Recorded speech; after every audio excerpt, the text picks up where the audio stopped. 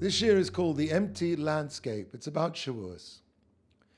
Some 3,500 years ago, a little-known Middle Eastern people gathered around a small mountain in a trackless wilderness and underwent an experience that changed the history of the world. For the first time since the beginning of the universe, the Creator, HaKadosh Baruch Hu, spoke to an entire nation. The nation was called Yisrael. The mountain was called Sinai. At Sinai, God gave the Jewish people the Torah, the mystical blueprint of the creation. Choose a desert as the site for this encounter. We tend to think of the Jewish festivals as remembrances, to remind us of critical events in Jewish history, and that these events recede further and further into the past every year. This isn't so. Jewish time, the concept of Jewish time is circular. Derech Hashem says this. Every time we revisit the same place in time, the same reality. It's the same reality, the same time space. Every Pesach or Shavuot or Sukkot, we revisit the original event. We don't merely remember what took place on those days, we re-experience them. It's a bit like if you remember when you were a kid having a train set. You know, the train would go through the station, over the bridge, through the tunnel, and it would come back to that same place. Jewish time is like that train set. Every 7 days we re-enter the same space, the same Shabbos Bereshis, it's the same place. Jewish time, if you like, is like a spiral. It goes forward, but it essentially draws down that same Kedusha, those same Hashbois that were there at the very first time they happened. Shabbos, Pesach, Shavuot. The word for a festival in Hebrew is moed. Moed means an appointed time and place of meeting. Every year we return to that same place. We return to that same spiritual landscape. But there's something very unusual about the landscape of Shavuot. It's a meeting place devoid of distinguishing features.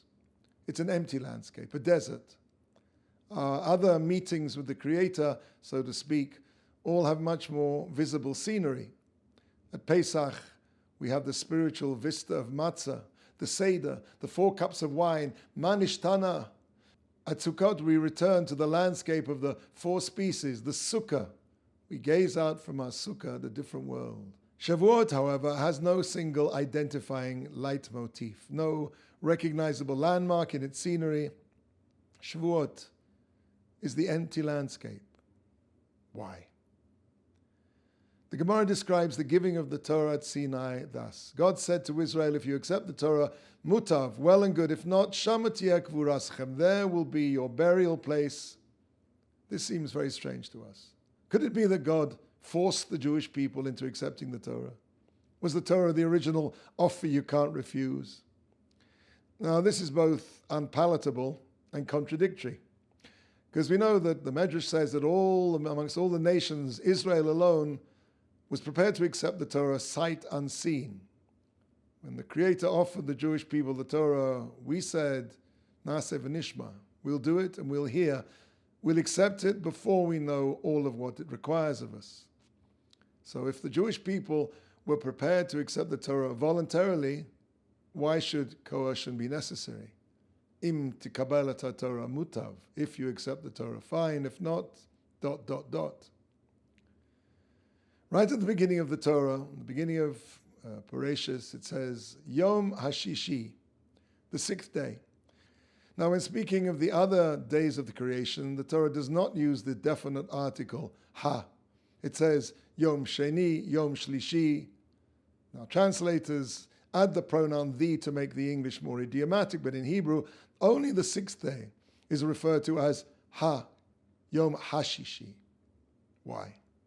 The addition of the word the teaches us that on that very 6th day, the 6th day of the creation, at the very moment of the completion of the physical world, God placed a condition into the Bria, into the creation. God decreed that the universe would remain in a state of flux and impermanence until the day that the Jewish people accepted the Torah at Sinai, and only at that moment would the creation finally be complete. And That was to be on another sixth, the 6th of Sivan, Shavuot, the day of the giving of the Torah. Meaning the very fabric of existence then hung in the balance for 2,500 years, from the birth of man until Israel's acceptance of the Torah. In other words, the continuation of the entire creation was predicated on Israel agreeing to accept the Torah. If they'd refused, if we'd refused, everything would have returned to tohu vavohu, primordial chaos. Now there's a problem here. How could the whole future of the world, how could existence itself depend on the Jewish people who are merely part of existence? How can existence depend on a creation? There is only one existence with a capital E who can dictate existence, and that is He who is existence itself. God, Hashem, held the mountain over the Jewish people, not because they were needed a little encouragement, not because they were in any danger of backing out, but because existence cannot depend on man's volition. Man has to be forced to accept what he wants. Man cannot govern what must be. Existence depends on God's will, God's volition, God's ratzon alone. It was for this reason that the Torah had to be given through coercion. For even, as we said, though the Jewish people were prepared to accept it voluntarily, the Torah, the will of God, cannot be subject to the will of his creations. Now, if we accept that God's existence is axiomatic, that it must be, so the Torah also must be, and just as the Torah must be, so it must be given in a way that must be. Shavuot is the day on which the landscape of existence becomes whole. When God gives the Torah to the Jewish people, that last piece of the jigsaw puzzle of creation, held in abeyance for 2,500 years, falls into place, and instantly all the lines between the separate pieces of that jigsaw puzzle of existence vanish, revealing a complete and perfect whole. Do you know what I mean by a jigsaw? Remember when you were a kid, and when the jigsaw was imperfect, so you could perceive all the lines, there's something missing here. As soon as that last piece of the jigsaw falls into place, all the lines, so to speak, vanish. All you see is the picture. The picture fills everything. The landscape of Shavuot looks empty because it contains everything. We can only determine features in a landscape because we recognize one thing as being distinct, separate from another. It's only the difference between things that allows us to see things at all. If we were to look at everything, we would see nothing. For this is discernible because it's not that, because we see the lines in the jigsaw. But if we were able to see everything, if we could really see everything, which we can't, of course, we would see nothing. Shavuot is the empty landscape that is filled with all creation. In the Kedusha of the Musaf prayer on Shabbat and the festivals, we echo the language of the angels. They say, Kavodo mole olam, his glory fills the world. And then in the following line, they ask one another, Aye makom kavodo, where is the place of his glory? If his glory fills the whole world, how can the angels ask, where is his glory? Nothing is more visible than something that fills the world, isn't it?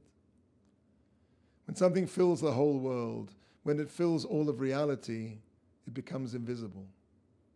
The ministering angels, the Malachei Hashoris, have to ask, Aye makom kvodo, because precisely it's mole kol olam. And similarly, one of Hashem's name is Hamakom, literally the place. God is the place of the world. It's not true that God exists in the world. The world exists in God. If you want to send me a postcard, you'd write, Yaakov Osher Sinclair, Yeshivas Or Sameach, 22 Shimon HaTzadik, Yerushalayim Ir HaKodesh, Israel, the world, existence, Hashem. The reason we cannot see God is not because he is invisible, it's because he's too visible. Kvoda mole olam. There's no place that he is not. He's quite literally, omnipresent. Although we celebrate Shavuot on the 6th of Sivan, as the Jewish people did in the desert, Shavuot, unlike the other festivals, has no real fixed day. What fixes its position is it has to be 50 days after the night of the Seder, of the Exodus. Now, when the new moon was sanctified by sighting, and the months were not fixed as they are now, so the months of Sivan and Iyar and Sivan could either be 28 or 29 days long each. They both could be 28, they both could be 29. And thus Shavuos could fall either on the 5th, the 6th, or the 7th of Sivan. In other words, Shavuos has no fixed position in the calendar. As a festival, its temporal identity, its identity in time is hidden. It has no specific day. Its identity is quite literally the 50th day after the Exodus, that's it. Now, the number 50 represents something that's beyond number, beyond counting, something that can't be counted in this world. The Maharal of Prague says in several places that the number 7 connotes this world. There are 7 colors in the rainbow, 7 days in the week in most calendars, and there are 7 notes in the diatonic scale. Now, if you want to make something the maximum that it can possibly be, you take it and you times it by itself. So the maximum that this world can ever be, if this world is 7, is the world times itself, 7 times 7, which is 49. Nothing can be more, nothing can extend further than the thing multiplied by itself. And it's for this reason that we only count 49 days of the Omer. Because after 49 we get to a number that cannot be counted. Of course, I'm not saying that you can't say that 50, but in terms of what 50 connotes, 50 years beyond this world. Now, in Hebrew, as we know, numbers are written as letters. The number 50 can also be written as a chaf and a lamed, which spells the word kol. Kol means all. Shavuot is the day of all, and when you look at all, you can see nothing at all. To truly be the center of something, that thing, that essential thing, can have no expansion. All expansion leads away from the center. It's not the center anymore. Thus the center is a point which has no dimension, no size. It exists and everything flows from it, but it itself has no dimension, no expansion into space or to time. The Zohar HaKadosh says that the festival that is the center of the Moadim is Shavuos. Shavuos is the central point between the two extremities of Pesach and Sukkot. Pesach is 7 days long. Sukkot is 8, if you add Shmini Atzeres, because they expand into time. They're further from the center. Okay, you'll say to me, well, in that case, if it's the center, Shavuos is the center, why do we need to keep it for one whole day? Why not just a split second into Shavuos and that's it? We celebrated Shavuos. The answer is that because Shavuos is a moed, it has to have the dinim, the laws of a moed, and a moed cannot be less than 1 day. However, Shavuot is the center. It can have no temporal expansion more than that 1 day. And thus we celebrate Shavuot for 1 and 1 day only in Eretz Israel. The center is the place that can have no expansion. It contains everything, but you cannot see it. Shavuot is the empty landscape that is full with all creation.